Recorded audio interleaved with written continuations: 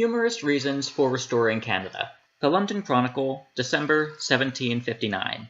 Mr. Chronicle, we Britons are a nation of statesmen and politicians. We are privy councillors by birthright, and therefore take it much amiss when we are told by some of your correspondents that it is not proper to expose to public view the many good reasons there are for restoring Canada, if we reduce it. I have, with great industry, been able to procure a full account of those reasons, and shall make it no secret of them among ourselves. Here they are. Give them to all your readers, that is, to all that can read, in the King's dominions. 1. We should restore Canada because an uninterrupted trade with the Indians throughout a vast country, where the communication by water is so easy, would increase our commerce, already too great, and occasion a large additional demand for our manufactures, already too dear. 2. We should restore it, lest, through a greater plenty of beavers, broad-brimmed hats become cheaper to that unmannerly sect, the Quakers. 3. We should restore Canada, that we may soon have a new war and another opportunity of spending 2 or 3 millions a year in America, there being great danger of our growing too rich, our European expenses not being sufficient to drain our immense treasures. 4. We should restore it that we may have occasion constantly to employ in time of war a fleet and army in those parts, for otherwise we might be too strong at home. 5. We should restore it that the French may, by means of their Indians, carry on, as they have done for these 100 years past, even in times of peace between the two crowns, a constant scalping war against our colonies, and thereby stint their growth, for otherwise the children might in time be as tall as their mother. 6. What though the blood of thousands of unarmed English farmers surprised and assassinated in their fields, of harmless women and children murdered in their beds, doth at length call for vengeance? What though the Canadian measure of iniquity be full? And if ever any country did, that country now certainly does, deserve the judgment of extirpation. Yet let us not be the executioners of divine justice. It will look as if Englishmen were revengeful. 7.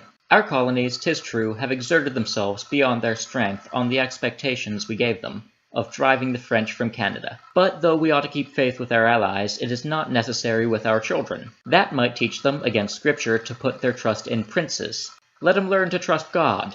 8. Should we not restore Canada, it would look as if our statesmen had courage as well as our soldiers. But what have statesmen to do with courage? Their proper character is wisdom. 9.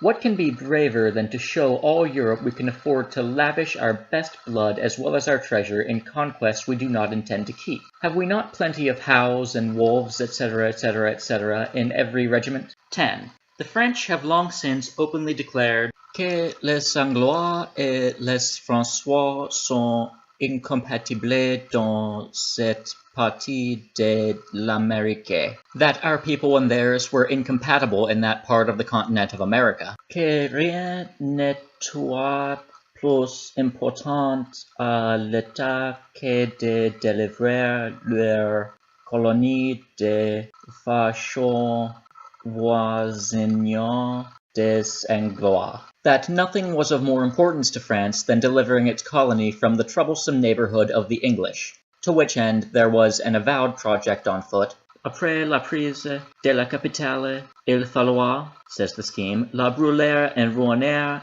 la paix jusque et orange.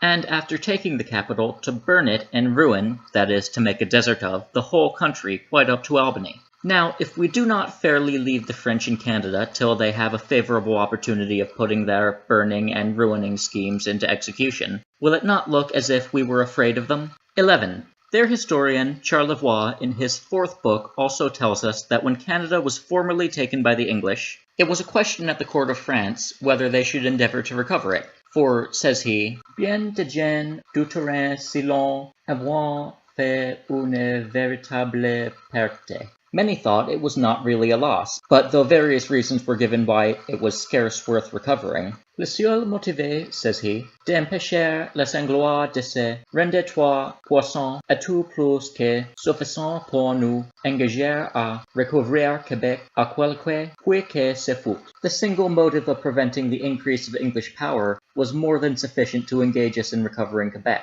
what price soever it might cost us. Here we see the high value they put on that country, and the reason of their valuing it so highly. Let us then oblige them in this, to them, so important an article, and be assured they will never prove ungrateful. I will not dissemble, Mr. Chronicle, that in answer to all these reasons and motives for restoring Canada, I have heard one that appears to have some weight on the other side of the question. It is said that nations as well as private persons should, for their honor's sake, take care to preserve a consistence of character, that it has always been the character of the English to fight strongly and negotiate weakly, generally agreeing to restore at a peace what they ought to have kept and to keep what they had better have restored. Then, if it would really, according to the preceding reasons, be prudent and right to restore Canada, we ought, say these objectors, to keep it. Otherwise, we shall be inconsistent with ourselves. I shall not take upon myself to weigh these different reasons, but offer the whole to the consideration of the public. Only permit me to suggest that there is one method of avoiding fairly all future dispute about the propriety of keeping or restoring Canada, and that is, let us never take it.